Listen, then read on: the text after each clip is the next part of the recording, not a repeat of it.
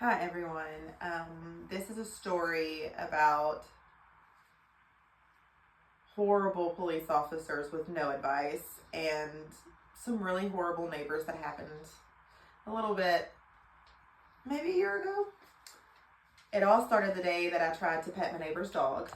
She said he was not friendly, so I told her, okay, I'm sorry, and then I tried to leave. Keep in mind, I only had 3 of my children with me and my nephew. Thank goodness my older 2 didn't have to see what was about to unfold. And I had my 220-pound St. Bernard and his 6-week-old sister. And I had a broken foot. So after I said sorry and tried to leave, her and her son and daughter tried to fight me and were acting crazy and threatened me several times. I did my best to pull my dog and 4 kids away, but they just kept yelling and pointing in my face. I finally got out of their yard, and after 10 minutes of them threatening me and my babies, I called my husband and told him what happened. Then it was quiet for a few weeks. Then they kept driving by the house, flipping us off, and would cuss me out every time we would walk our dogs. They would stalk me. And when I went to volunteer at Crossroads Food Bank down from our house, then next thing I know, they were posting TikTok videos of my house, now saying I'm taking off their cats. I did take off 2 pregnant moms, but they didn't belong to anyone. And I found out the hard way. Me and my husband and kids tried to leave to take off the cats for vet help because they were pregnant and pooping blood in my garden. But anyways, they tried to fight us over the cats. They said they were not theirs, but they could be someone's somewhere else. So next thing you know, cops are at our house. They took up for our neighbors the first time.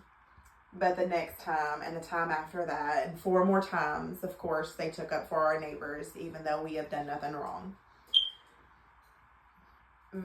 They would still continue to harass me and my family by shouting mean and hateful words, sending me texts, blaming me for things I had nothing to do with.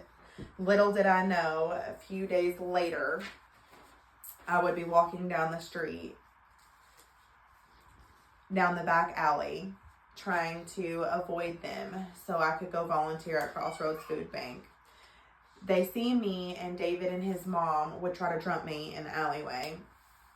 Yes, I was scared and ran. That is because David is 6 foot tall and about 400 pounds, and his mom is just as big. So I ran and called the police. I hear David yelling he was going to mess me up if I ever walked down his alleyway ever again. But after talking to the police, they could not do anything because they did not see it. All they could do was offer to talk to him like that was going to do any good. So I myself decided to go get a restraining order against David to protect myself. Like that did any good. He would still harass me and my children and my husband, flicking us off and making life very difficult. So me and David went to the court, and the judge could not keep the restraining order because I only had proof of 1 time being harassed. I feel as if there is proof of harassment, then the restraining order should have stuck. Then after the court date, me and my husband and kids decided to take our dog for another walk. And little did we know that I was going to get jumped and a gun pointed at my face right in front of my babies. But I am the luckiest person in the world. My husband stepped in front of the gun that was being pointed at me. I called the police, and while I was being checked out by the ambulance people, I was then being arrested because I was acting hysterical, just as my husband was acting hysterical, obviously because there was a gun being pointed at us. I feel as if they were just judging us by the way that we looked. but I was the one calling for help. They said they only arrested me and my husband because we were hysterical, but we all know the truth. But after having a gun in your face, of course, and being jumped, you're not going to be calm. But as me and my husband are sitting in the black back of police cars and waiting for these police officers to make a decision, there was the people that jumped me and the person that was holding the gun to us and had also decided to beat my husband with a tobacco stick were laughing at us and kicking up and smoking cigarettes like they were the people in the right.